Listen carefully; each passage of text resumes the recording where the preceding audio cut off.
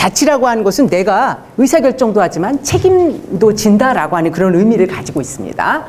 자, 이제 지방자치는요, 크게 주민자치하고 단체자치로 나뉘는데, 사실 그동안 우리나라의 자치라고 하면요, 단체자치 쪽에 굉장히 많은 그 방점을 두어왔어요. 그러니까 지방자치단체에서 어떻게 하느냐, 요게 주로 관심사지, 주민자치에 대해서는 별로 관심이 없어요. 주민들이 어떻게 참여하고 뭐 어떻게 의사결정 과정에 어떤 역할을 하고 뭐 이런 것은 별로 관심을 두지 않았다라고 하는 거죠. 오로지 그동안의 우리의 관심사는 지방자치를 한다라고 할 때는 주민에 대한 그 어떤 뭐 참여나 이런 것보다는 단체자치 쪽에 훨씬 더 많은 방점이 두어지는 거죠. 그러니까 지방자치 단체가 어떻게 중앙정부로부터의 어떤 독립적인 역할을 어떻게 해야 되고, 그다음에 지방의회 의원들이 어떤 역할을 하고, 이런 쪽에만 주로 관심을 가지고 있었고 초점을 두고 있었다라고 하는 거죠. 사실 그래서 지방자치에서 주민이 빠져 있었어요. 주민이. 자, 그럼 이제 분권으로 넘어갈게요. 이 분권은 사실 또 더 엄청난 개념이에요. 이 분권이라고 하는 거는 말 그대로요, 권한을 나눠 가지는 거죠. 권한을 나눠 가지는데 사실 이게 쉬운가요? 권한 나눠 가진다라고 하는 것은 이게 사람이 태생적으로 굉장히 부자연스러운 행위입니다. 예. 어떤 조직이나 기관에 있어서도 마찬가지고 중앙정부하고 지방정부에 있어서도 마찬가지예요. 그리고 심지어는 지방자치단체 간에 있어서도 권한을 배분하는 것은 굉장히 부자연스러운 행위예요. 여러분들 그렇지 않으세요? 여러분들도 어떤 뭐 권력이나 이런 것들 나눠 가지고 싶으세요? 집안에서 어떠세요? 집안에서 독점하고 계시죠? 사실. 예. 아니, 저희 그 옆방에 계신 교수님이 그러시는데, 저기 학교에서 종착까지 하신 분인데, 사모님이 제일 무섭다고, 집에서 꼼짝 못 하신다. 그래서 사실은요, 권력이나 권한을 나누는 거 굉장히 어려운 거죠. 예? 근데 이제 이번 정부에서 지방자치가 아니라 자치분권이라고 이야기를 하고 있죠. 권력을 나누겠다라고 하는 강한 의지를 지금 표명을 하고 있는 겁니다. 특히 이제 이 자치분권이라고 하는 건 중앙정부로부터 이제 지방정부의 어떤 권한을 배분하고 나누는 것, 네, 이것에 이제 방점이 있죠. 자, 근데 이제 우리가 그동안 이 분권이라고 하는 것을 이야기할 때 가장 그 문제가 됐던 게, 아까 이제 육동일 교수님도 그 말씀을 하셨는데, 이게 뭐 이제 권한을 갖다가 분산을 하고, 그 다음에 중앙정부에서 하던 사무를 갖다가 지방정부로 이양을 하고요. 이것도 중요하지만 사실 제일 중요한 건요, 재정분권이에요. 돈을 내려주는 거, 돈을 나눠주는 거예요. 생각해 보세요. 쓸 돈이 없는데 무슨 일을 어떻게 맡아요? 사실 지방정부에서 하고 싶은 일은 굉장히 많죠. 우리 지역에 지역에 있는 분들 이 지역의 특색에 맞게, 그 다음에 지역의 수요에 맞게 여기 욕구나 이런 것들이 중앙정부 혹은 국가 차원하고 굉장히 다르단 말이죠. 대전 지역이 다르고, 그 다음에 인천에서 오늘 오셨으니까 인천에서 다르고, 뭐 부산에서 다르고, 그 다음에 어디 뭐 읍지역이 다르고 군지역이 다르고 다 다르단 말이죠. 자, 우리 할 일도 되게 많아요. 하고 싶은 것도 되게 많아요. 돈이 없어요. 재정분권이 이루어지면 사실은 분권이라고 하는 게 별 의미가 없다. 그래서 분권에서 가장 중요한 것은 재정분권이다라고 하는 겁니다. 자, 그래서요, 이 자치분권이라고 하는 건 어쨌든 중앙하고 지방과의 관계, 권한의 배분, 이런 것들을 갖다가 이야기한다라고 이렇게 보시면 되겠습니다. 자, 근데 이제 자치분권에 있어서 좀 의미가 좀 선진국하고 우리나라랑 좀 다른 게요. 선진국 같은 경우에는 이미 중앙정부하고 지방정부 간의 어떤 관계, 그들의 어떤 권력 관계는 조금 조정이 된 것 같아요. 그러니까 중앙정부하고 지방정부 간에는 어떤 독립적인 어떤 영역이나 이런 것들 인정을 받아요. 그래서 선진국 같은 경우에는 중앙정부하고 지방정부 간의 어떤 독립적인 관계나 이런 것들이 조금, 그러니까 분권이 조금 좀 안정적으로 이것들이 인정을 받는 거죠. 근데 우리나라는요, 그래서 사실 선진국에서 이제 지금 주로 논의되는 게 자치단체 간에, 그러니까 우리로 얘기하면 광역자치단체하고 기초자치단체 간에 권한 배분, 권력 배분, 이런 거를 갖다가 지금 논의하고 있는데, 우리는 여전히 광역하 기초 여기까지는 가지도 못했어요. 우리는 아직도 중앙하고 지방정부 간에 권한 배분, 권력 배분, 이런 걸 얘기하고 있다는 거죠. 그래서 사실은 이게 그 자치분권이다, 지방자치다 할 때 그 내용이 선진국하고 우리나라랑 굉장히 다릅니다. 우리는 아직도 중앙정부하고 지방과의 싸움이고요. 그들은 지방 내에서도 이제 그 계층별로 이걸 어떻게 나눌 것이냐 이런 것들을 가지고 아주 논의를 하고 있죠. 그래서 굉장히 선진국하고 우리나라랑은 좀 다르다라고 하는 거고요. 그래서 사실은 우리나라 같은 경우에는 그 지방자치에 대한 어떤 그 제도적인 차원에서의 분권이나 자치나 이런 것에 대해서는 틀은 다 마련이 돼 있어요. 사실은 이제 많은 전문가들이 얘기하는 게, 야, 우리가 제도가 없어서 혹은 법이 안 돼 있어서 지방자치가 자치분권이 안 되나? 이게 아니라는 거죠. 제도적인 프레임워크는 다 마련이 돼 있습니다. 근데 중앙정부하고의 관계, 권력 배분, 이런 것, 그 다음에 우리가 가지고 있는 어떤 문화, 국가에 대한 존경, 뭐 이런 것들 때문에 사실은 아직도 중앙에 예속되어 있고 뭐 그런 인식들이 아직 남아있다는 거죠. 그래서 이런 것들을 우리가 사실은 계속적으로 이제 그 개선해 나가는 노력이 필요하다라고 하는 거고요. 특히 도시 지역에 있는, 여기 대전광역시잖아요. 여기는 뭐 사실 걱정 없어요. 농촌 지역에 가면은 훨씬 더 이 지방자치나 자치분권에 대한 어떤 인식도 떨어질 뿐만 아니라 대도시하고 이 농촌 간의 괴리는 굉장히 크다라고 하는 거죠. 그래서 사실은 자치 여건이, 환경이 굉장히 열악합니다. 그래서 이런 문제들을 해결해 줘야지만 뭐 지방자치도 되는 거고 분권도 되는 거예요, 사실은. 그 다음에요, 그 지방자치 성격에 대해서 좀 말씀을 드릴게요. 근데 이후에 이제 지방자치가 시작되었다라고 이렇게 보고요.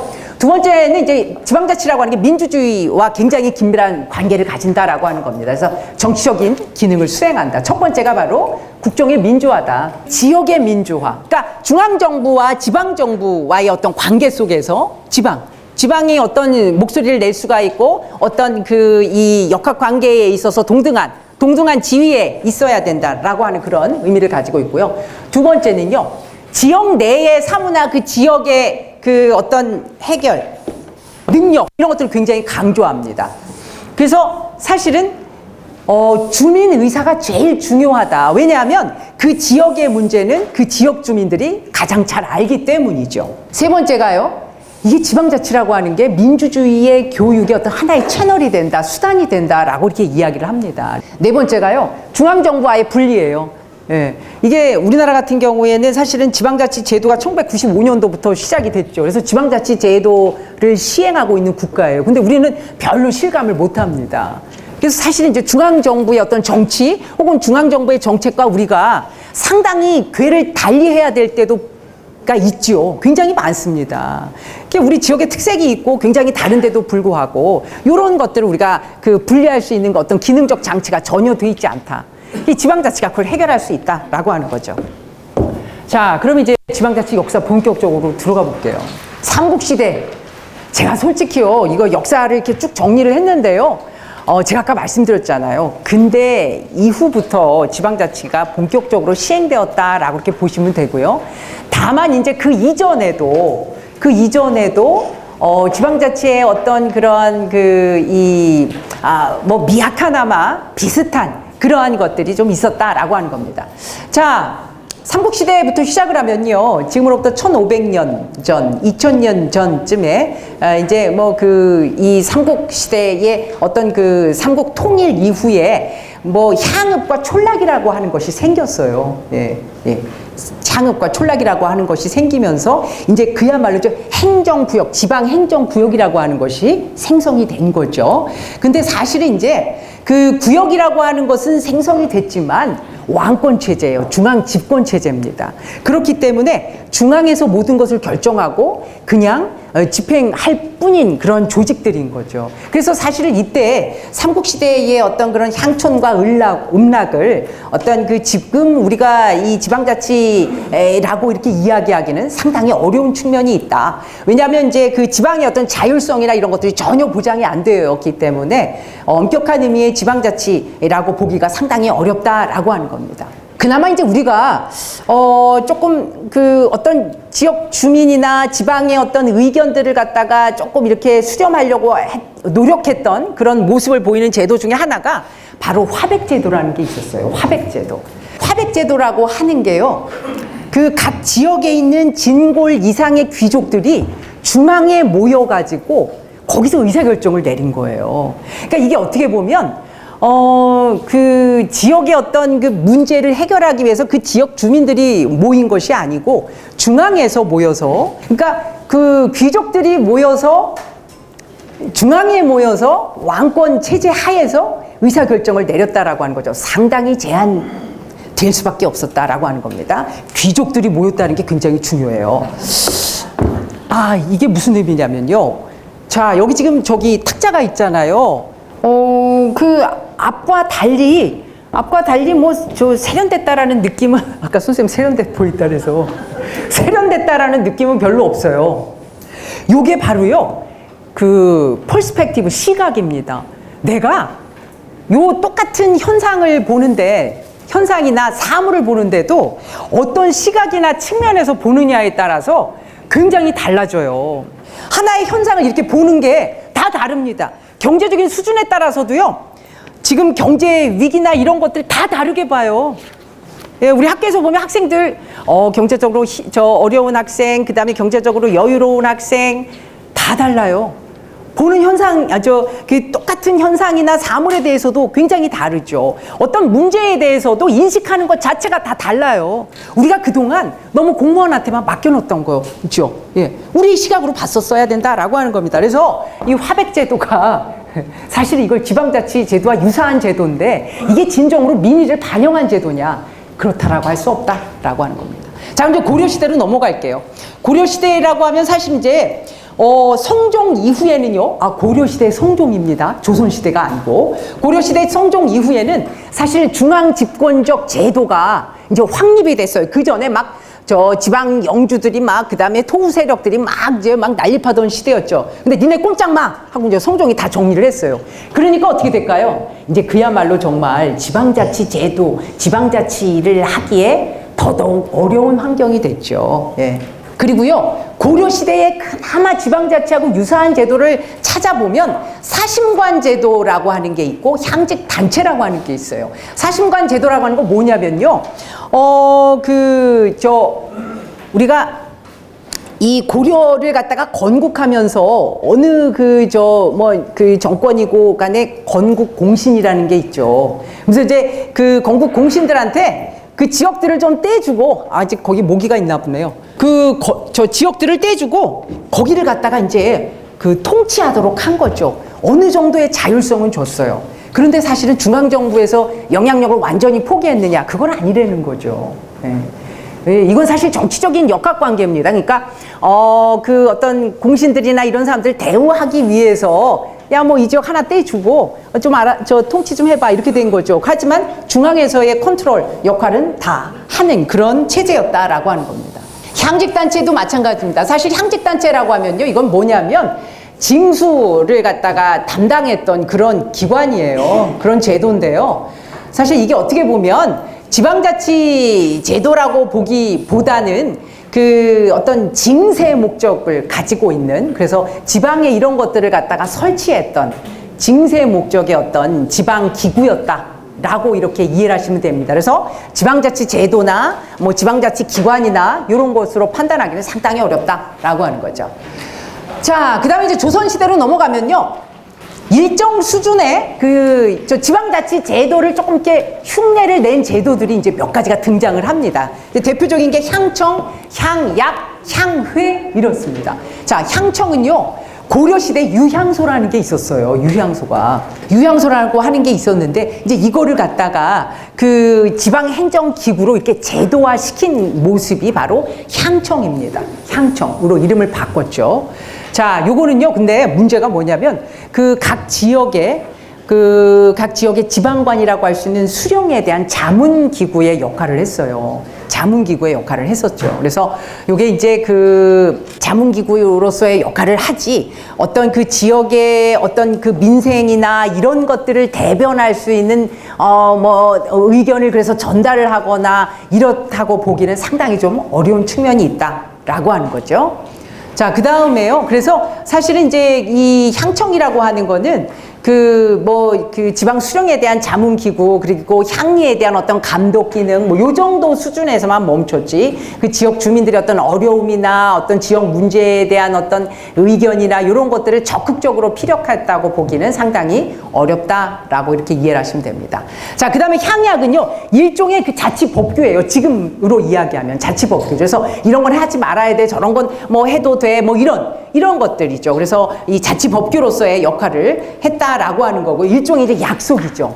자, 그리고요, 향회라고 하는 게 있는데요. 이건 이제 지금으로 이야기하면 지방의회 같은 거예요. 지방의회 같은 거. 그래서 여기 보면 이제 뭐 향회에는 대회가 있고, 그 사이즈에 따라서요, 규모에 따라서 아주 큰 규모는 이제 대회, 그 다음에 중회, 그 다음에 면회, 그 다음에 가장 작은 단위의 그 소회, 이런 것들이 있었습니다. 그래서 이런 것들이 이제 해당 지역에서 뭐 자치적으로 어떤 업무나 그 어떤 뭐 자치 업무나 이런 것들을 갖다 받아서 이제 의결을 하거나 심의를 할 수 있었지만 그 군수에게 종속이 되어 있었다. 그래서 사실은 뭐 그걸 자치적으로 어떤 업무를 갖다가 결정을 하고 의사결정을 하는 그런 지금 의미의 어떤 의회로서의 기능을 하고 있지는 못했다라고 하는 겁니다. 주로 이제 뭐 민생이라고 하는 게 그런 거죠. 뭐 교육, 호적에 대한 거, 그다음에 지적에 대한 거, 위생, 뭐 법령, 그리고 도로, 교량, 뭐 이런 것들. 그 다음에 특히 이제 세금을 배분하는 거. 어떻게 우리가 세금 배분해서 어떻게 쓸 건가? 뭐 요 정도의 일을 갖다가 했었다라고 하는 거고요. 뭐 향의 큰 공헌점이라고 하면 그 당시에 이제 좀 뭐 농민 계층에 대해서 이제 세금을 어떻게 징수해서 이걸 어떻게 배분할 것인가에 있어서 조금 농민 차원에서 조금 이렇게 도움을 주려고 했던 그런 노력들은 많은 문헌에서 보인다고 그래요. 그래서 이제 이런 것에서 우리가 향해를 지방자치 혹은 지방의회의 어떤 기능을 갖다가 일정 정도 수행했다라고 이렇게 평가를 합니다. 자, 그래서 이제 요 향해라고 하는 것은 그 현대적 의미의 어떤 지방자치 성격을 가장 그래도 많이 가지고 있었다라고 하는 건데요. 아쉽게도 이게 한일 합방이 되면서 이 제도가 폐지가 됐어요. 그 다음에 이제 일제시대로 가면 요 의회가, 향회가요, 이제 협의회니 평의회니 이런 의회로다가 변화는 하는데, 대부분 우리나라 그 국민들의 어떤 그 의견을 갖다가 수렴하는 기구, 혹은 우리나라 그 국민들의 의견을 대변하는 기구라기보다는 수가 훨씬 적었던 일본에서 오신 그 일본 사람들에 대한 어떤 의견들을 훨씬 더 많이 수렴하고 그들을 대변하는 기구로 전락을 했기 때문에 사실 우리나라의 어떤 그 지방자치 제도 역사에 포함하기 상당히 어렵다라고 하는 겁니다. 자, 일제시대로 넘어가면요. 사실은 결론부터 얘기하면 지방자치를 그냥 이렇게 실시하는 것처럼 포장만 한 시대다라고 이렇게 이해하시면 돼요. 일제가 지금 겨우 30만 일본인 대표를 그 1,700만 한국인 대표보다 훨씬 더 많이 뽑았어요. 그러니까 그들의 의견을 훨씬 더, 저 여기 와서 사는데 뭐 어려운 게 없나, 뭐 이런 것들을 갖다가, 그런 의견들을 갖다 수렴했다는 거죠. 우리 입장에서는 참 기가 막힐 노릇인 거죠. 그래서 사실 일제시대 때는 지방자치 제도를 시행했다라고 보기가 상당히 어렵다라고 이렇게 이해를 하시면 됩니다. 1930년대 로 가면요. 여기 이제 아까 말씀드린 대로 이제 협의회나 평의회라고 하는 것이 일반 주민들에 대한 의견 수렴 기구예요. 근데 이게 얼마나 정말 모범적으로 일반 주민들의 의견을 수렴을 했느냐라고 하는 거죠. 굉장히 부정적이에요, 사실은. 그래서 아까도 말씀드렸다시피 그 일본 사람들의 어떤 치중한 그런 의견들이 훨씬 더 많이 수렴됐다라고 하는 거고요. 뭐 평회, 협의회, 뭐 부회, 이것도 마찬가지입니다. 이 부회 같은 경우도 이제 그 의회의 어떤 일종인데요. 사실은요, 의결권이라고 하는 게 이제 의사결정 권한이죠. 근데 의결권이 거의 없었어요. 그러니까 우리가 뭔가 이렇게 의사결정을 할 수 있는 일이 거의 없었다라는 얘기예요. 그럼 사실은 이런 지방자치는 별로 의미가 없습니다. 의결권도 주어지지 않는 그런 의회가 사실은 그 일반 주민들의 의견을 수렴해가지고 거기에 뭐 제대로 수렴도 되지 않고 또 전달도 되지 않는 이런 의회는 사실은 있으나마나 한 거죠. 그러니까 통감부 시절에 그냥 모양만, 형식만 갖췄던 그런 제도들이다라고 이렇게 보시면 됩니다. 자, 그래서 일제시대 때는 사실 형식적인 지방자치를 하던 시대다라고 그렇게 보시면 되고요. 더 기가 막힌 거는 이제 도의회 의원 같은 경우에는 도지사가 임명을 해요. 그러니까 우리 저 주민들의 손으로 뭐 선거를 하거나 투표를 해서 뽑는 사람이 아니라 도지사가 임명을 하니까 사실은 누구 말을 듣겠어요? 네, 도지사 말을 듣겠죠. 그러니까 이제 이게 제대로 된 지방자치는 아니다라고 하는 거고요. 대부분 다 중앙정부의 의도대로 모든 것이 다 실행이 됩니다. 그래서 엄격한 의미의 지방자치라고 보기가 상당히 어렵다라고 하는 거죠. 자, 미군 정기로 넘어가면요. 이때는 이제 다양한 지역에서 다양한 모습의 자치 조직이 만들어지기 시작해요. 인민위원회라고 하는 게 이때 만들어졌고요. 그 다음에 노동자위원회. 저 어감이 좀 그러시죠? 예, 노동자위원회. 예, 그 다음에 자주관리위원회. 예, 그 다음에 이제 전국 단위에서는 건국준비위원회. 이런 모임들이 막 생기기 시작합니다. 뭔가 이제 우리가 스스로, 야, 이제 뭐 해보려고 노력하는 거예요. 근데 요게요, 미 군정하고 이렇게 자꾸 충돌이 생겨요. 충돌이 생기고요. 그 다음에 이 군정청에서 이들의 이 협의체를 갖다 인정을 안 하는 거예요. 예, 인정을 하지 않아요. 그래서 사실은 이 군정청이 인민위원회나 뭐 그 건국준비위원회 이런 데랑 계속 부딪힙니다. 충돌이 생기죠. 예. 그래서 요것들이 사실은 제주도 같은 경우는 사사방쟁으로 이렇게 연결이 되길 정도로 굉장히 갈등이 심했다라고 하는 거고요. 사실은 이제 이때는 뭐 여러 가지 노력은 했었어요. 예, 근데 문제가 일제시대의 어떤 그 행정체제를 그대로 그냥 미군정에서 그대로 그냥 가지고 있었다라고 하는 게 문제인 거죠. 그래서 행정체제는 변한 게 없고요. 그 다음에 이제, 그러니까 이걸 좀 시니컬하게 얘기하시는 분들은 미군정에서 사실은 뭐 여기 자치제도나 혹은 대한민국 국민들한테, 한국 국민들한테 뭐 어떤 뭐 권한을 부여하고 뭐 이러려고 했던 의지가 별로 없었던 시대다라고 이렇게 평가를 합니다, 사실은. 네, 그래서, 결론적으로는 일제시대 때는 이제 일본 사람들한테 통치를 받았던 거고요. 미군정 시대는, 예, 그들의 그래서 사실은 자치라고 하는 얘기가 별 의미가 없는 시대다. 역시 마찬가지였다라고 하는 거고요. 이때 이제 더 재미난 것은 서울시 헌장이라고 하는 것을 갖다가 만들어요. 서울시 헌장을 갖다가 제정을 합니다. 이제 요거는 이제 미국의 이제 헌장 제도를 갖다가 이제 카피를 해서 그대로 갖다가 카피 앤 페이스트를 해서 만드는데, 이렇게 이제 뭐 서울시 헌장 제도도 만들고 뭐 여러 가지 틀은 만들어 놓고 실제로 뭐 지방 선거를 한다든지 투표를 통해서 뭐 지역의 주민들을 갖다가 뽑는다든지 대표를 뽑는다든지 이런 행위를 전혀 하지 않았다라고 하는 거죠. 그러고 나서 이제 뭐 사실은 잘 아시다시피 이제 6.25 전쟁이 터졌고요. 네. 자, 그럼 이제 여기까지가 태동기라고 보는데요. 사실 뭐 태동기라고 얘기하기도 민망할 정도로 우리가 뭐 삼국시대, 고려시대, 조선시대를 우리가 지방자치를 시행했다라고 이렇게 보기는 상당히 좀 어렵다라고 하는 거고요.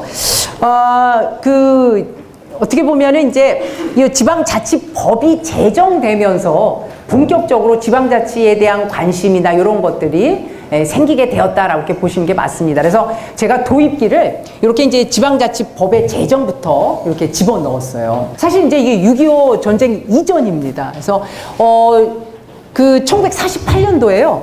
지방행정에 관한 임시조치법이 공표가 됐어요. 공표가 되면서 행정구역을 나눴어요. 네, 행정구역을 나눠가지고 1시, 9도, 14부, 13군, 1도, 7읍, 1456면 이렇게 해서 지방행정 체제를 나눴죠. 그러고 나가지고 1949년도에요. 지방자치법을 갖다가 공표를 합니다. 그래서 이제 여기서는 이제 서울시 같은 경우에 이때 1949년에 서울특별시로 만들었고요. 그 다음에 이제 울릉도, 울릉군으로 개편을 했고, 그래서 이제 행정구역도 이때 1특별시, 서울특별시가 1949년도에 이렇게 승격이 된 겁니다. 그래서 이제 이런 체제를 갖다가 이제 기틀을 마련을 했고요.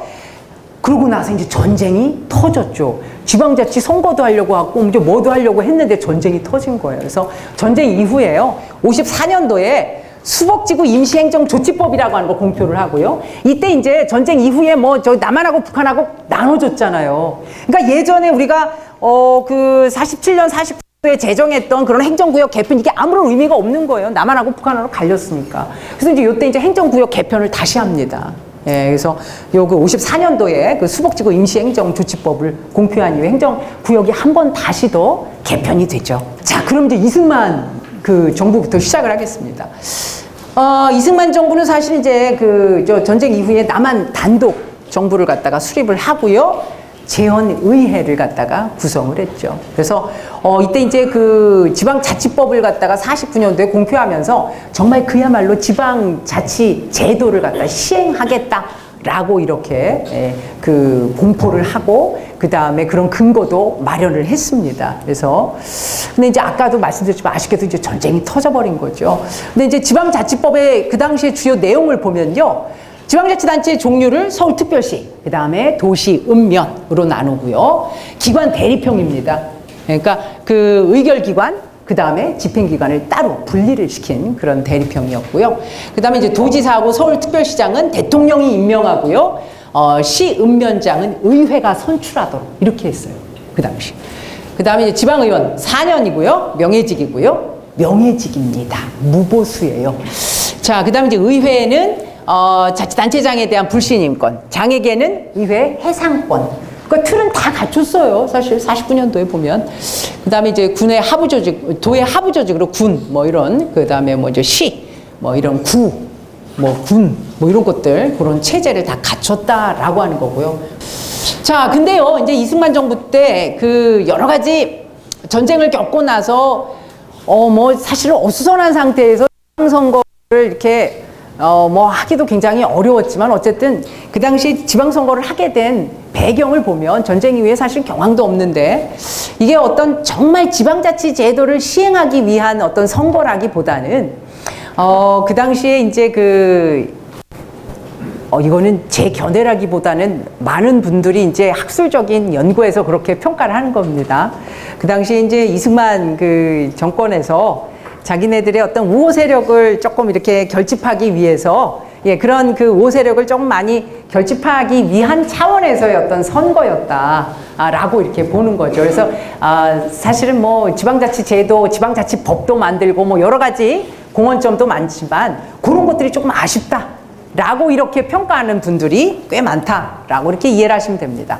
그래서 이승만 정부의 어떤 지방자치라고 우리가 이제 성격을 규정을 하면 사실은 그 지방자치 어떤 본래의 의미나 어떤 이런 것들, 그 다음에 뭐 지방자치 제도를 갖다가 정말 그 지역 주민들의 어떤 의견을 갖다가 반영을 해서 뭔가 지방을 어떻게 좀 잘 살게, 그 다음에 그들의 특색을 뭐 지금 의미의 어떤 그런 지방자치를 갖다가 시행했다라고 보다는 정권 유지 차원에서 어떤 그런 지방선거도 이용을 했다라고 하는 그런 평가가 많다라고 하는 거죠. 근데 어쨌든 이제 이 당시에 지방의회가 구성이 됐기 때문에 지방자치의 효시로 그렇게 많은 사람들이 평가를 합니다. 자, 그 다음에 이제 장면 정권으로 넘어가죠. 근데 사실은요, 이때는 정말 그야말로 그 지방자치 제도를 그 장면 대통령께서 굉장히 아주 충실하게 적극적으로 시행하려고 했어요. 그래서 뭐 제도적으로나 여러 가지 뭐 법은 다 마련이 돼 있으니까요. 아까 이승만 그 정부에서 49년도에 지방자치법 아주 정말 훌륭하게 모든 것들이 다 구비가 되어 들어가 있었잖아요. 근데 이제 막 시행을 하려고 했는데요. 잘 아시다시피 5.16 쿠데타가 터졌습니다. 그래서 이제 좌절됐어요. 뭐 지방선거 이런 것들이 그냥 좌절돼 버렸죠. 자, 3.4공화국으로 넘어가면요. 잘 아시다시피 군사정권이죠. 그 다음에 그야말로 우리나라가 정말로 그야말로 중앙집권, 아주 공고한 중앙집권 체제로 그 운영됐던 정부 시기였다라고 이렇게 보시면 됩니다. 3.4공화국 때. 그래서 사실은 이 시기는 그 지방자치 제도를 시행했다라고 보기는 어렵고요. 단체자치 정도. 지방자치단체, 지방정부. 근데 뭐 저 잘 아시다시피 도지사 이런 데 저 직위를 다 뭐 중앙에서 다 사실은 임명했기 때문에 별 의미가 없죠. 그래서 단체자치도 사실은 우리가 엄격한 의미에서 그걸 자치라고 봐야 되느냐, 굉장히 회의적인 그런 평가가 많다라고 하는 겁니다. 자, 그럼 이제 여기까지가 이제 도입기고요. 그야말로 이제 지방자치의 발전기, 본격적으로 이제 시행이 시작됐다라고 보는 건요. 우리가 김영삼 정부입니다. 1995년도에 정말 그야말로 우리나라에서 지방선거를 처음 시작한 해예요. 그래서 사실은 아까도 말씀드렸지만 지방자치법이 1949년도에 생겼잖아요.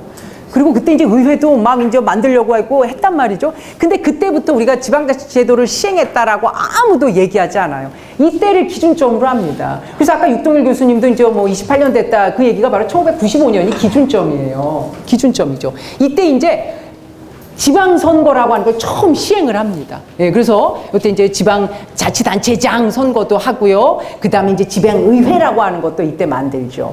지금 지방의회는 무보수가 아니시죠?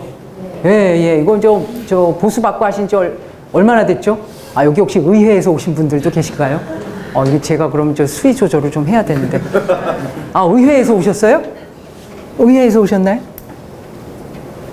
아, 예. 아, 의회에서 오셨어요? 예. 아, 예. 고생 많이 하십니다. 예.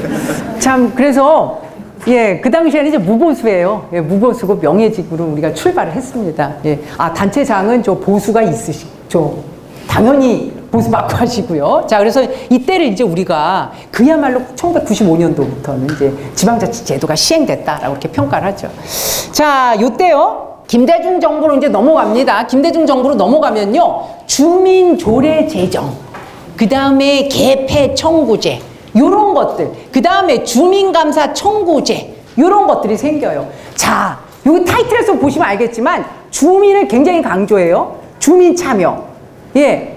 그래서 사실은 정말로 본격적으로 아까는요, 선거, 투표를 한다라고 하는 것은요, 사실은 우리가 할 수 있는 참여의 가장 최소한의 역할이에요. 투표.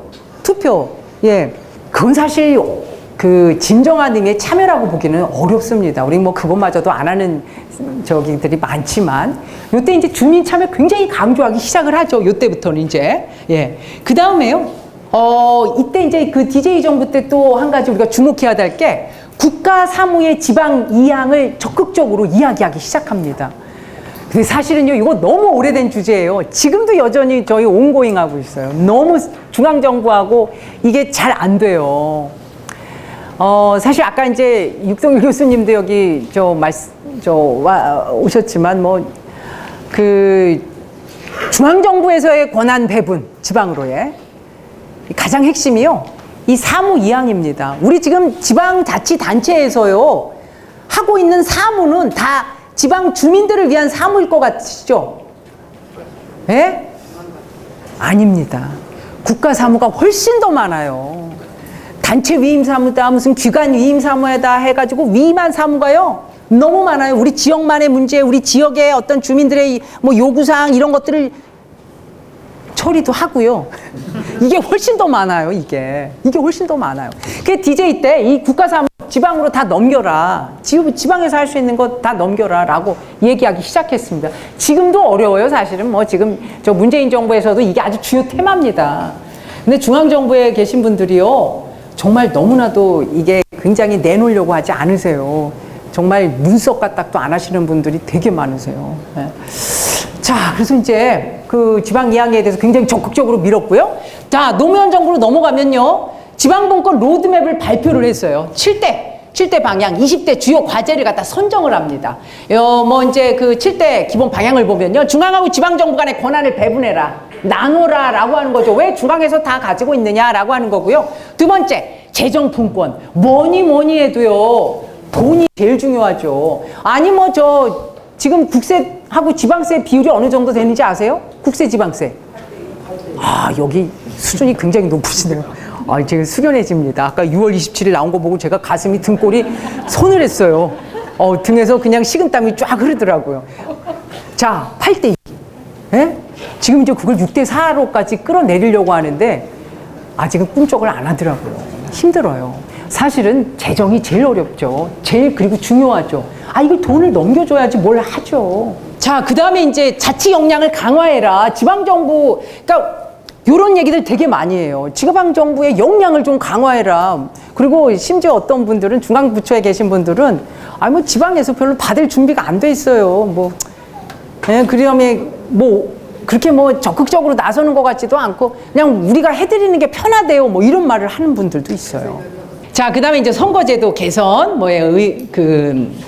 지방의정 활성화, 뭐 이런 것들, 지방정부의 책임성, 시민사회 활성화, 주민 참여를 얘기하는 겁니다. 그래서 이런 것들, 그다음에 정부 간의 협력적 관계, 이런 것들이 7대 방향입니다. 그래서요, 그 노무현 정부 때는 이제 그 지방자치에 대해서 상당히 관심을 많이 가지고 있었고요. 특히 이제 이 분산, 그 다음에 뭐 분권, 이런 것에 관심을 많이 가지면서요. 그 수도권에 집중이 되어 있는 어떤 공공부문에 대한 분산을 굉장히 많이 강조를 하죠. 그래서 지금 웬만한 그 공기업들은, 국가 공기업들은 다 지방에 많이 내려와 있습니다. 여기 대전에도 몇 개 내려와 있죠.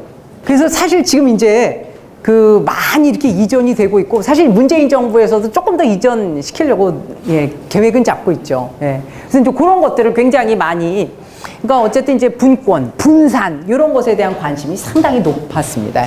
노무현 정부 때. 자, 이명박 정부로 넘어가면요. 지방분권 촉진위원회라고 하는 걸 이제 이때 만듭니다. 지방분권 촉진위원회. 그래서 사실은 이제 지방분권 촉진에 관한 특별 법도 만들고, 이 법에 근거해서 여러 가지 기능 재배분, 지방재정 확충, 자치 역량 강화, 그 다음에 뭐 협력, 자치단체 간의 협력, 뭐 네트워킹, 이런 주제들을 가지고 이제 지방분권 촉진을 하기 위해서 이런 위원회를 만들었죠. 여기 지금 보시면요. 교육자치제도 개선. 지금 저희 그 자치분권위원회 아주 중요한 테마예요. 근데 교과부에서 정말로 굉장히 소극적으로 대응하고 있고요. 자치경찰제도 도입. 이게 지금 이번 정부에서 나온 얘기가 아니에요. 이명박 정부 때부터 얘기가 됐던 거예요. 사실은 요거에 대한 논의는 학계에서는요, 벌써 예전부터 됐었죠. 자치경찰제도. 그 다음에 지방교부세제도 개선. 이거 수건사업이잖아요. 지금 이번 정부에서도 굉장히 수건사업이죠. 그 다음에 자치입법권 확대. 지금도 역시 아주 주요 테마죠.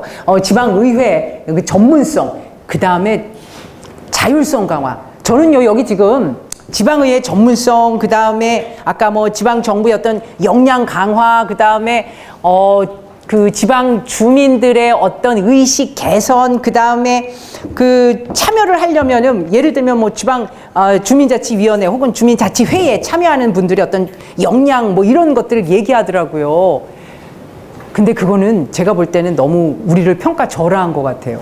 사실은요, 우리가 주민자치회의에 들어가서 일을 해요. 주민자치위원회에 들어가서 일을 해요.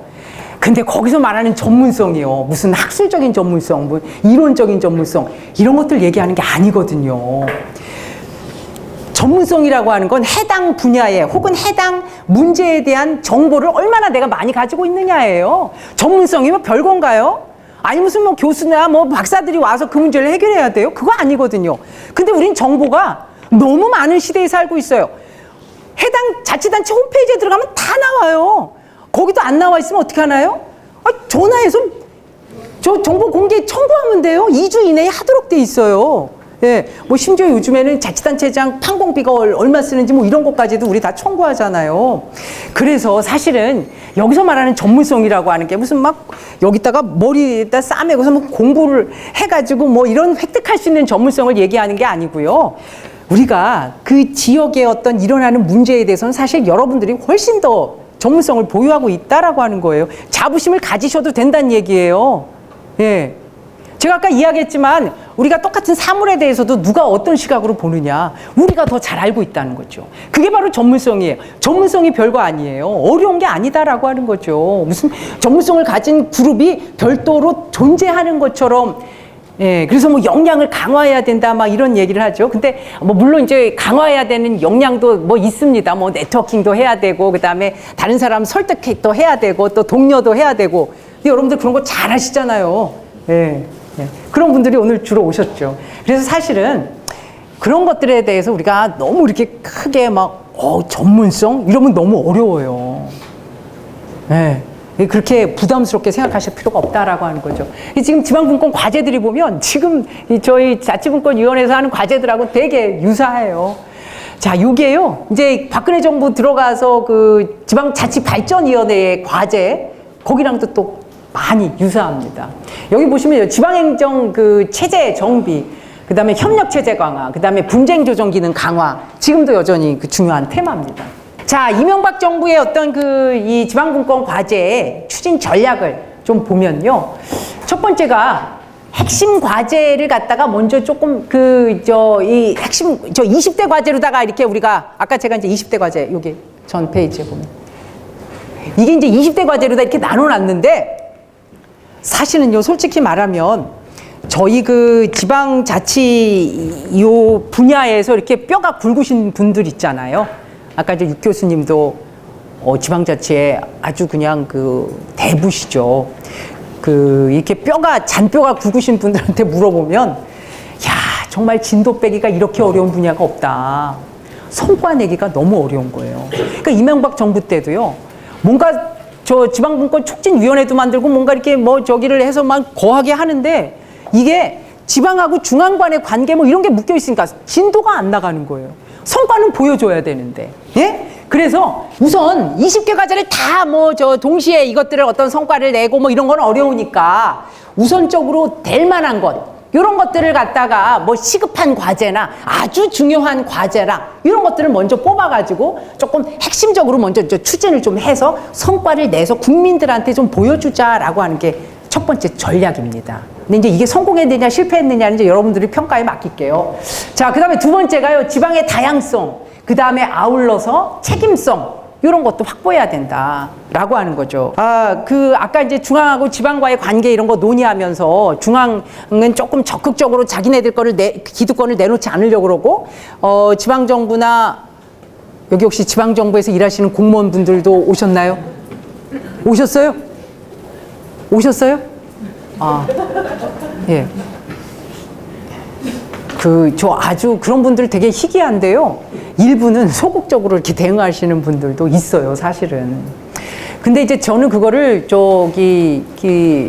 나쁘게 평가하고 싶지는 않습니다. 왜냐하면 우리가 그동안 그게 학습이 안 돼 있었기 때문에 너무 두려운 거죠.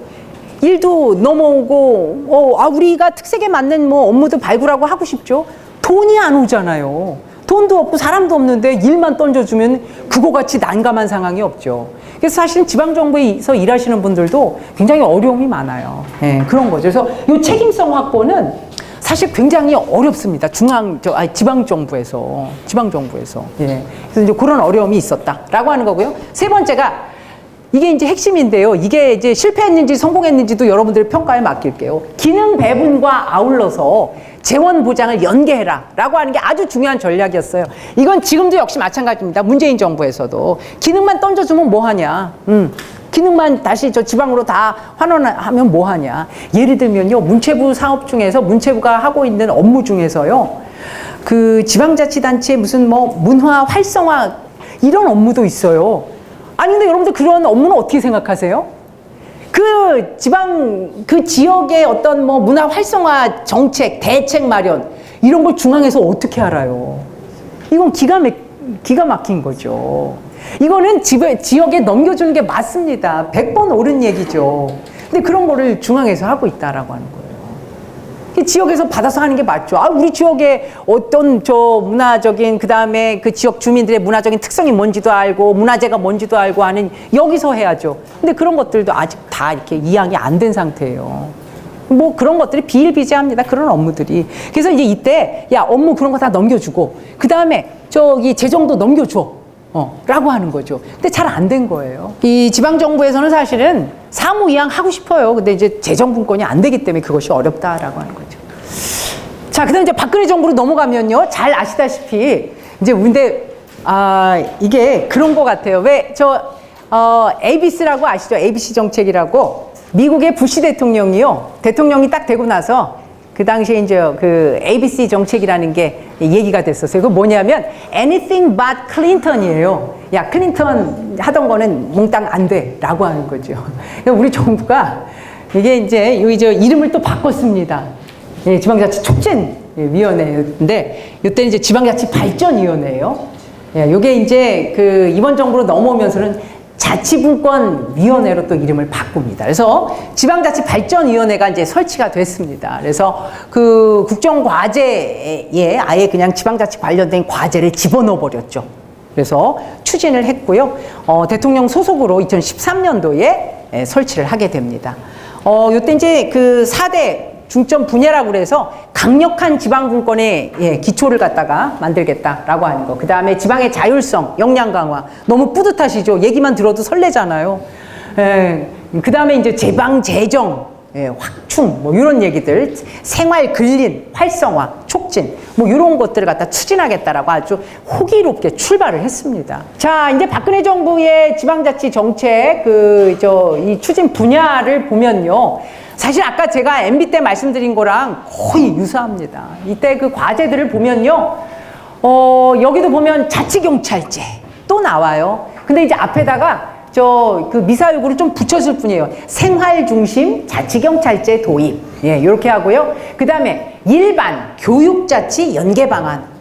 이게 그러니까 앞에 그 MB 정부 때랑 거의 타이틀이 거의 유사합니다. 그 다음에 지방 채무 및 지출관리 강화 방안, 지방 재정 운용 활성화, 투명성 강화, 뭐 이런 것들. 그 다음에 생활 근린자치. 그 다음에 지역 공동체 활성화. 이런 과제들이 나오죠. 이거는 MB 때 그 과제들하고 굉장히 유사합니다. 이제 이렇게 하다가 잘 아시다시피 이제 문재인 정부로 넘어오면서요. 자치분권위원회로 이름을 갈아타고요. 그 다음에 자치분권 로드맵이라고 하는 걸 이제 수립을 했습니다. 그래서 그 2019년도 1월에 이제 자치분권 로드맵을 갖다가 발표를 했는데요. 로드맵의 주요 내용을 4가지로 정리를 해보면 중앙 권한의 획기적인 지방 이양이에요. 아까 DJ 정부 때부터 목 놓아 외쳤던 그 이양, 지방 이양. 그 다음에 강력한 재정분권. 이거 아까 그 지방 발전 지방자치 촉진 발전위원회 그 MB 정부 때 했던 그 위원회에서도 아주 중요한 그런 전략이었죠. 역시 마찬가지. 그 다음에 자치 그 단체의 자치 역량 제고, 역량 제고. 그 다음에 풀뿌리 민주주의 강화. 이런 4가지 전략을 가지고 로드맵을 수립을 하게 됩니다. 자, 첫 번째 전략이요. 중앙 권한의 지방 이양입니다. 지금 사실은요, 문재인 정부 출범하고 나서 굉장히 많은 국가 사무에 대한 검토, 그 다음에 중앙부처, 그 다음에 지방자치단체에 근무하는 공무원들을 대상으로 해서 이 사무 이양에 대한 것들을 막 서베이도 하고 여러 가지 활동들을 했어요. 조사도 하고, 이런 사무는 어떻게 넘겨줘도 되니? 이게 물어보기도 하고, 만나서 협의도 하고, 논의도 하고, 세미나도 하고, 굉장히 많이 지금도 여전히 하고 있습니다. 중앙부처, 지방정부 공무원들 만나가지고 얘기를 하고요. 그래서 사무 구분에 대한 기준을 갖다가 조금 만들려고 노력하고 있고요. 그 다음에 이제 이 사무 구분을 하는 데 있어서 기준은 그거예요.